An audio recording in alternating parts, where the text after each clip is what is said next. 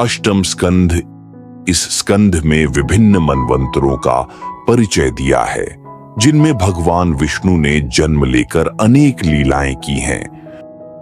महाराज परीक्षित ने शुकदेव जी से प्रार्थना की कि वे उन्हें मनवंतरों का परिचय दें, क्योंकि इन मनवंतरों में भगवान विष्णु ने अनेक जन्म लेकर अनेक उत्तम कर्म किए हैं। उन्होंने यह भी पूछा कि भविष्य में भगवान कौन से उत्तम कार्य कर सकते हैं। उत्तर में शुकदेव जी ने कहा कि अब तक 6 मनु व्यतीत हो चुके हैं। पहले मनु की 2 कन्याएं थीं, आखूति और देवहूति। भगवान विष्णु ने इनके गर्भ से यज्ञ और कपिल के नाम से जन्म लिया। कपिल के कृत्यों का वर्णन हम कर चुके हैं। अब यज्ञ के कर्म सुनिए। स्वयंभू मनु विषयों से विरत होकर सुनंदा नदी के किनारे पत्नी सहित तप करने चले गए। वहां राक्षसों ने उन्हें साधारण मनुष्य समझकर अपना भोजन बनाना चाहा। इस पर यज्ञ भगवान वहां पहुंचे और राक्षसों का नाश किया। फिर एक दूसरे मनु स्वारोचिष के पौत्र वेदशिरा की स्त्री तिशरा के गर्भ से भगवान ने विभु के नाम से अवतार लिया।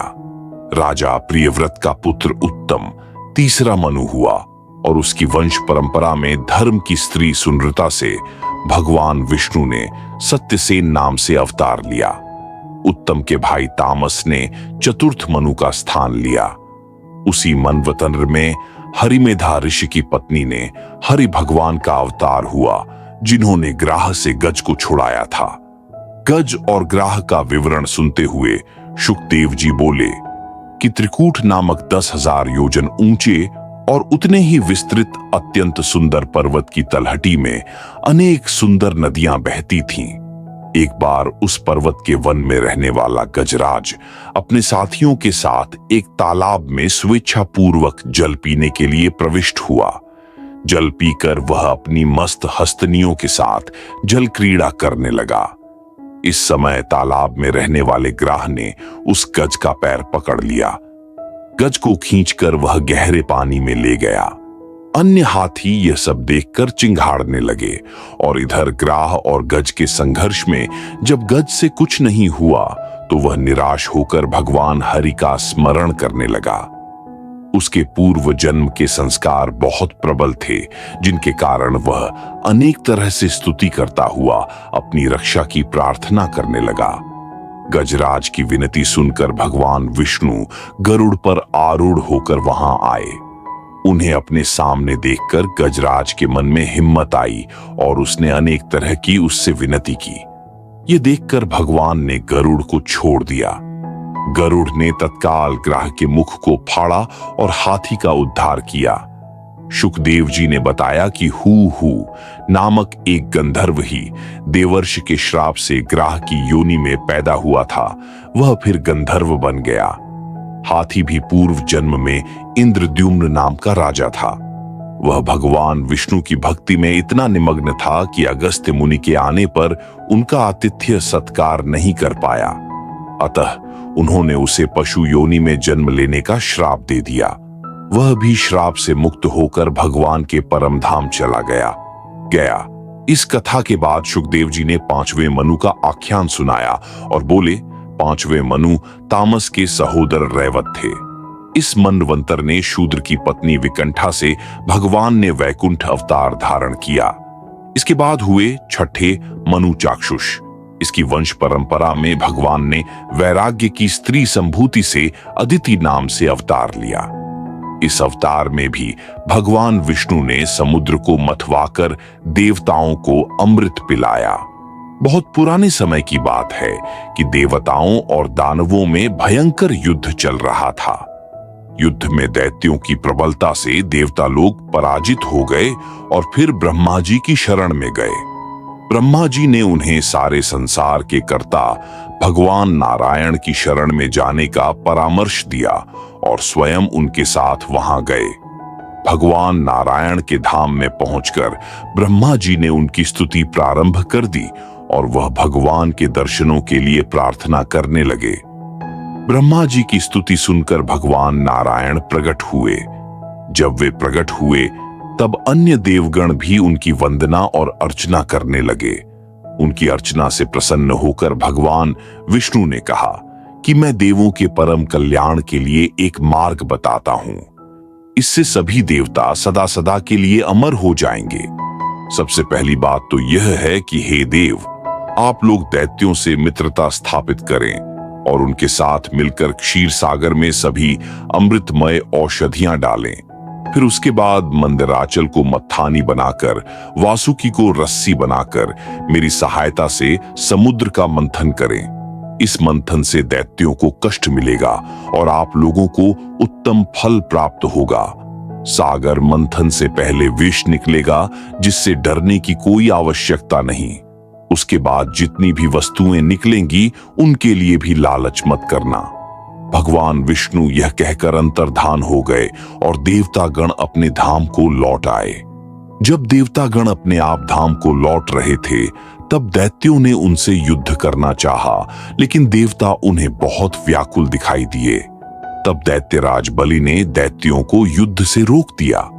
देवताओं ने बलि के पास पहुंचकर मित्रता का प्रस्ताव रखा और समुद्र मंथन की योजना प्रस्तुत की। दैत्य लोग समुद्र मंथन के लिए तैयार हो गए। सबसे पहले मंदराचल को समुद्र तक लाने का प्रयास किया गया, लेकिन बलि और इंद्र आदि शूरवीर भी उसका भार न उठा सके। कितने ही देवता उसके भार से दबकर क्षत विक्षत हो गए। तब भगवान ने कृपा पूर्वक मंदराचल को आकाश से लाकर समुद्र के बीच डाल दिया। इसके बाद वासुकी को रस्सी बनाकर देव और दैत्य मिलकर समुद्र मंथन करने लगे। वासुकी के मुख की तरफ दैत्य थे और पूंछ की तरफ देवता थे। वासुकी के मुख, नेत्र और सांसों से निकली आग की लपटों से दैत्य लोग बहुत परेशान हुए। उनकी दशा आग से झुलसे हुए देवदार के पेड़ की तरह हो गई। देवताओं की हालत भी कोई अच्छी नहीं थी। उनके मुख की कांति भी धूमिल पड़ गई थी। बहुत समय तक देवता और दानव समुद्र मंथन करते रहे, पर अमृत नहीं निकला। तब फिर भगवान विष्णु स्वयं समुद्र मंथन करने आए और समुद्र मंथन में सहयोग देने लगे। उसमें से उस समय सबसे पहले हलाहल नाम का विष उत्पन्न हुआ और इस भयंकर विष को लोक कल्याण के लिए भगवान शंकर ने पिया। क्योंकि उन्होंने इसे अपने गले में धारण करके रखा, इसलिए उनका नाम नीलकंठ पड़ा। इसके बाद देवता और दानव दोनों मिलकर समुद्र का मंथन करने लगे। जब पर्वत समुद्र में डूबने लगा, तब भगवान विष्णु ने इस बाधा को दूर करने के लिए कच्छप का रूप धारण किया और पर्वत के नीचे जाकर उसे अपनी 1,00,000 योजन विस्तृत पीठ पर रखा लिया। अब फिर से देव और दानवों ने मंथन प्रारंभ किया। तब अनेक वस्तुएं धीरे धीरे निकलीं।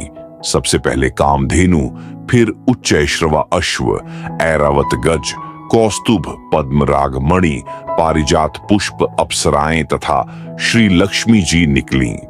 लक्ष्मी जी का रूप सौंदर्य अप्रतिम था। उससे मुग्ध होकर जब उन्हें पाने के लिए व्याकुल हो गए, लेकिन लक्ष्मी जी ने किसी को भी अपने योग्य नहीं समझा।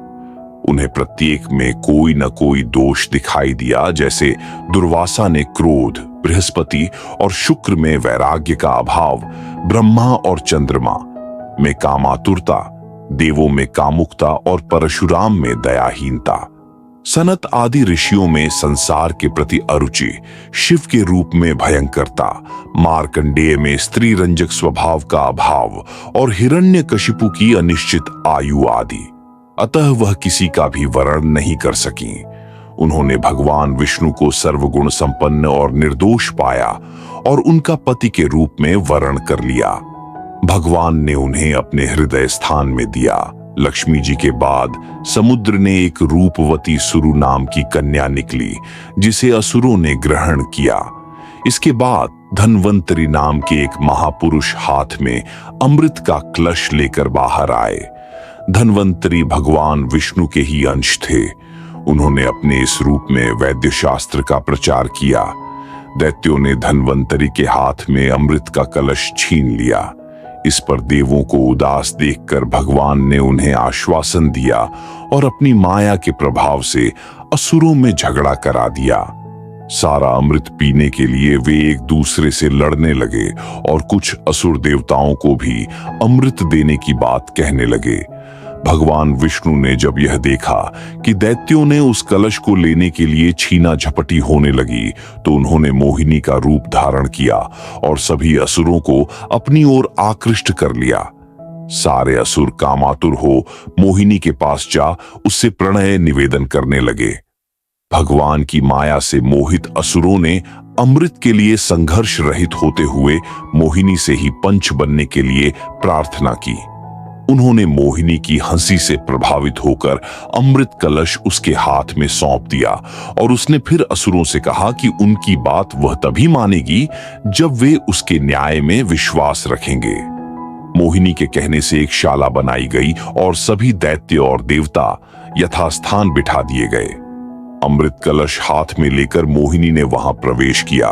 दैत्यों को अपने हाव भाव से उलझाकर सारा अमृत देवताओं को ही पिला दिया। मोहिनी को पाने की अभिलाषा में असुरों के प्रति मोह नहीं रहा, लेकिन राहु ने मोहिनी की चतुराई को समझा और देवताओं का रूप धारण कर दूसरी पंक्ति में आ बैठा। उसे अमृत पीने को मिल गया, लेकिन सूर्य और चंद्रमा को उसके इस कपट का पता चल गया और उन्होंने इसे विष्णु को बताया। विष्णु ने एकदम राहु का सिर काट दिया, अतः अमृत उसके गले से नीचे नहीं उतर सका। अमृत के मुख तक पहुंचने के कारण ब्रह्मा जी ने उसके सिर को अमृत प्रदान किया और उसे एक ग्रह बना दिया। उसी गुस्से के कारण वह पूर्णिमा और अमावस्या को, चंद्रमा और सूर्य को ग्रसता है। देवताओं को अमृत पिलाकर मोहिनी रूपधारी भगवान अपने वास्तविक रूप में आ गए। देवों को प्रसन्न और असुरों को अप्रसन्न करके वे अपने धाम चले गए। भगवान विष्णु के छल से व्याकुल असुरों ने देवताओं पर आक्रमण कर दिया, लेकिन अमृत के पीने से देवता बहुत शक्तिशाली हो गए थे। दोनों ओर से युद्ध होने लगा। दैत्यों ने समुद्र मंथन में अथक परिश्रम किया था, लेकिन उन्हें अमृत नहीं मिला।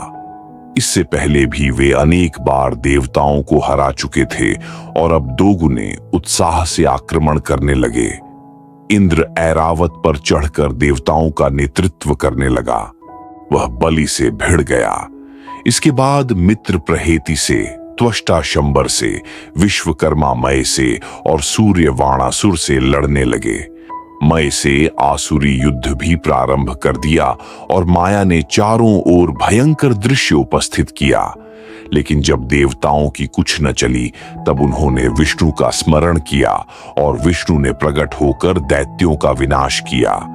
माली और सुमाली दैत्यों का भी विष्णु ने अपने चक्र से सिर काट दिया और माल्यवान दैत्य का सिर काट दिया गया। विष्णु की उपस्थिति में अधिक बलशाली होकर इंद्र पर गदा फेंकी तो उसका हाथी मूर्छित होकर गिर पड़ा। इंद्र रथ पर सवार हो गया। फिर जंब ने उसके सारथी को भी व्याकुल कर दिया। फिर इंद्र ने जंब का सिर काट डाला। जैसे जैसे दैत्य क्रुद्ध होकर युद्ध करते थे, वैसे ही उनका विनाश हो जाता था। लेकिन नमूची नाम का एक दैत्य जब लड़ने आया, उस पर अस्त्र का कुछ भी प्रभाव नहीं हुआ।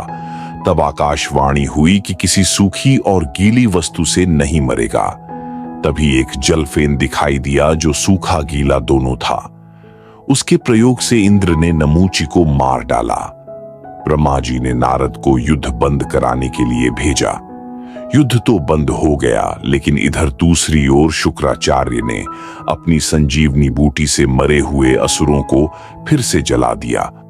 दूसरी ओर शिवजी को जब यह समाचार मिला कि विष्णु ने मोहिनी का रूप धारण करके अमृत तो देवताओं को पिलाया और दैत्यों को छला, तो शिव भी विष्णु के उस सम्मोहक रूप को देखने के लिए आतुर हो गए।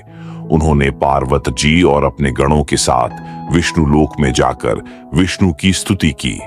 भगवान विष्णु ने उनका सत्कार किया और अपनी माया का विस्तार किया। तब शिवजी ने देखा कि सामने एक रमणीय उपवन है और उसमें एक सुंदर अलंकृत बाला गेंद खेल रही है। कामदेव को भस्म करने वाले शिव भी उसके रूप सौंदर्य से सम्मोहित हो गए। उसे पाने के लिए उसकी तरफ दौड़े। वह उनसे आंख में चौली खेलने लगी और इधर उधर लताओं की ओट में छिपने लगी। शिवजी भी कामातुर होकर उसके पीछे भागने लगे। बहुत समय तक भी जब वह उनके हाथ में नहीं आई, तो उन्होंने तेजी से दौड़कर उस बाला के केश पकड़ लिए। वह फिर भी अपना हाथ छुड़ाकर भाग गई, किंतु शिव इतना ज्यादा कामातुर हो चुके थे कि उनका तेज स्खलित हो गया। जहां जहां इस तेज के अंश गिरे, वहीं वहीं सुवर्ण और रजत की खानें पैदा हो गईं। विवेक के जागृत होने पर शिवजी भगवान विष्णु की प्रार्थना करने लगे। तब विष्णु ने प्रकट होकर अपने चमत्कार का उन्हें आभास कराया और महादेव जी की भी प्रशंसा करने लगे कि उन्हें इस रूप में पश्चाताप हो रहा है। शिवजी भगवान विष्णु के मोहिनी रूप को देखकर बहुत प्रसन्न हुए और सपरिवार अपने घर लौट चले। रास्ते में शिवजी ने कहा कि हे पार्वती, एक बार जब मैं समाधि के बाद उठा था, तब तुमने मुझसे पूछा था कि मैं किसका ध्यान करता हूं। आज तुमने देख लिया, मैं इन्हीं पुराण पुरुष श्री विष्णु का ध्यान करता हूं, जिनकी कृपा से मेरे जैसा कामजित भी मोहित हो जाता है। शुकदेव जी ने परीक्षित से कहा, अब मैं आपको फिर मनवंतरों की कथा सुनाता हूं। इस समय 7वां मनवंतर चल रहा है। सूर्य के श्राद्ध देव नाम के पुत्र 7वें मनु हैं। इस मनवंतर में कश्यप जी की पत्नी अदिति के गर्भ के भगवान वामन ने अवतार लिया। 7 मनवंतरों की कथा सुनने के बाद शुकदेव जी ने परीक्षित को भगवान विष्णु के अवतारों से युक्त भविष्य के मनवंतरों का विवरण बताया। उन्होंने कहा कि विवस्वान नामक सूर्य की 2 स्त्रियां संध्या और छाया थीं। ये विश्वकर्मा की पुत्रियां थीं। इनके अतिरिक्त विवस्वान के बड़वा नाम की अन्य स्त्री भी थी। संध्या के 3 संतानें यम और श्राद्ध देव पुत्र सावर्णी और शनैश्चर, वर्षा के पुत्र अश्विनी कुमार थे। यह सब 7वें स्कंध में आ चुका है। 8वें मनवंतर में सावर्णी मनु होंगे और उनके पुत्र निर्भीक आदि होंगे। इस मनवंतर में देवगुह्य ब्राह्मण की सरस्वती नाम की स्त्री से सार्वभौम नाम से भगवान का अवतार होगा, जो इंद्र से आसन छीनकर बलि को देंगे। यह वही बलि है जिसने भगवान विष्णु के द्वारा 3 पग पृथ्वी मांगने पर सिद्ध इंद्रपद को छोड़कर सारी धरती दे दी थी। भगवान ने पहले इसे बांध लिया, किंतु फिर उसे सुतल लोक में स्थान दिया। आजकल वे वहीं के इंद्र हैं। 9वें मनु का नाम दक्ष सावर्णी होगा और उसके पुत्र भूत आदि होंगे। इसमें आयुष्मान की पत्नी अंबुधारा ने भगवान वृषभ नाम से अवतार लेंगे। उपश्लोक के पुत्र ब्रह्म सावर्णी 10वें मनु होंगे। इस मनवंतर में विश्व सृष्टा की पत्नी विशुचि से भगवान विश्वतसेन के नाम से अवतार लेंगे। फिर धर्म सावर्णी 11वें मनु होंगे, जिनके सत्य और धर्म आदि पुत्र उत्पन्न होंगे। इस मनवंतर में अर्पण की पत्नी वैधृति के पुत्र धर्म सेतु के नाम से भगवान अवतार लेंगे। 12वें मनवंतर में रुद्र सावर्णी मनु होंगे और उनके देववान नाम से अवतार लेंगे। इस मनवंतर में देव सावर्णी 13वें मनु होंगे। इसमें भगवान योगेश्वर नाम से अवतार लेंगे। 14वें मनु इंद्र सावर्णी होंगे और उसके पुत्र उष्णा आदि होंगे। इस मनवंतर में भगवान बिताना से बृहद भानु के रूप में अवतार लेकर कर्मकांड का विस्तार करेंगे। इसके बाद शुकदेव जी बोले, भूत और भविष्य के सभी मनु परम पुरुष भगवान के अंतर्गत ही हैं। परीक्षित जी ने हाथ जोड़कर पूछा कि भगवान विष्णु ने बलि के द्वार पर जाकर उससे 3 पग धरती क्यों मांगी और धरती को पाने पर भी उन्होंने निरपराध बलि को क्यों बांधा। शुकदेव जी बोले, राजा बलि अत्यंत धर्मात्मा और शत्रु विजेता था। उसके गुरु शुक्राचार्य संजीवनी विद्या के प्रभाव से उसके मरे हुए सैनिकों को जीवित कर देते थे। इंद्र के द्वारा मारा गया बलि भी उन्हीं के द्वारा जीवित कर दिया गया था, इसीलिए वह अधिक शक्तिशाली हो गया। शुक्राचार्य ने भृगुवंशियों को भी संतुष्ट कर रखा था, इसलिए जब बलि ने स्वर्ग जीतने की इच्छा प्रकट की तो शुक्राचार्य ने और भृगुवंशियों ने विश्वजित युद्ध करके बलि को यज्ञ, अग्नि से प्राप्त रथ, अश्व और सिंह के निशान से अंकित ध्वजा, धनुष और कवचमाला आदि दिए। इस दिव्य सामग्री से युक्त होकर पूर्ण विश्वास के साथ बलि ने स्वर्ग पर चढ़ाई कर दी। जैसे ही बलि ने अपने गुरु के द्वारा दिया गया शंख बजाया, वैसे ही देवताओं के हृदय धड़कने लगे। इंद्र ने अपने गुरु के पास जाकर इसका उपाय पूछा। बृहस्पति ने कहा कि बलि को ब्राह्मणों का आशीर्वाद प्राप्त है, इसीलिए उसे पराजित नहीं किया जा सकता। उन्हें चाहिए कि वे स्वर्ग छोड़कर कहीं और चले जाएं। जब बलि ब्राह्मणों की शक्ति से क्षीण हो जाएगा, तभी देवता फिर से स्वर्ग में आ सकेंगे। इंद्र ने अपने गुरु के कहने से स्वर्ग को खाली कर दिया। जब अदिति को अपने पुत्रों के स्वर्ग से निकल जाने की सूचना मिली, तो वह बहुत व्याकुल हुई और शोक पूर्वक अपने दिन बिताने लगी। कुछ दिनों के बाद कश्यप जी वहां आए और उन्होंने अपनी पति पारायण पत्नी को व्याकुल देखकर उससे पूछा कि क्या कारण है। तब अदिति ने अत्यंत दुखी स्वर में अपने समर्थ पति भगवान विष्णु को प्रसन्न करने का उपाय पूछा। कश्यप जी ने उसे संतान की इच्छा से पूछने के कारण ब्रह्मा जी द्वारा बताए गए पयोवत व्रत से परिचित कराया और कहा, फाल्गुन मास के शुक्ल पक्ष में 12 दिन केवल दूध पर निर्भर रहकर श्रद्धा पूर्वक भगवान विष्णु की आराधना करनी चाहिए। इस प्रकार विधि पूर्वक इस व्रत को करने से भगवान विष्णु अत्यंत प्रसन्न होकर अभीष्ट प्रदान करते हैं। अदिति ने इस व्रत का अनुष्ठान किया और भगवान विष्णु उसके सामने प्रकट हुए तथा उससे कहा कि उनके यहाँ पुत्र रूप में उत्पन्न होकर दैत्यों का विनाश करेंगे। समय आने पर भगवान ने वामन के रूप में अवतार लिया। तब वे एक बार बलि के यज्ञ भवन में जा पहुंचे। बलि ने उनका स्वागत किया और कुछ मांगने के लिए आग्रह किया। भगवान ने उसकी उदारता की प्रशंसा की और 3 पैर धरती मांगी। बलि ब्राह्मण रूप में भगवान की निरीहता पर विस्मय प्रकट करते हुए अपनी इच्छा की भूमि नापने का अनुरोध करने लगा। जैसे ही जल लेकर भूमिदान का संकल्प करने लगा, वैसे ही शुक्राचार्य ने उसको रोका और सतर्क किया कि भगवान विष्णु ही छल पूर्वक दैत्यों का नाश करने वाले हैं। किंतु बलि ने इस वास्तविकता को जानकर भी इस बात को नहीं माना, क्योंकि वह वचन दे चुका था। शुक्राचार्य ने क्रोधित होकर बलि को राज्य से पतित हो जाने का श्राप दे दिया। बलि ने इस श्राप को स्वीकार किया और वामन जी से धरती नाप लेने के लिए कहा। भगवान ने अपने एक पैर में बलि के अधिकार की भूमि को और दूसरे पैर से स्वर्ग को नाप लिया, तो वे तीसरे पैर की धरती मांगने लगे। दैत्यों ने इस छल को देखकर भगवान पर आक्रमण करम दिया। भगवान को पहले ही पता था, इसलिए उन्होंने नंद, सुनंद, जय, विजय आदि अपने 14 वीरों को तैयार रखा हुआ था। इस युद्ध में दैत्य लोग हताहत होने लगे। यह देखकर बलि ने दैत्यों को युद्ध से रोका और कहा कि यह सारा समय का खेल है, भगवान की माया है, अतः आप लोग शांत हो जाइए। इधर भगवान ने बलि से कहा कि वह तीसरे पैर की धरती दे या प्रतिज्ञा भंग के आरोप में नरक जाए। बलि ने अपना सिर भगवान के आगे रखकर उस पर पैर रखने की प्रार्थना की, तो वामन ने उसे वरुणापाश में बांध लिया। ब्रह्मा जी ने बलि की उदारशीलता और दानवीरता की प्रशंसा करने की प्रार्थना की।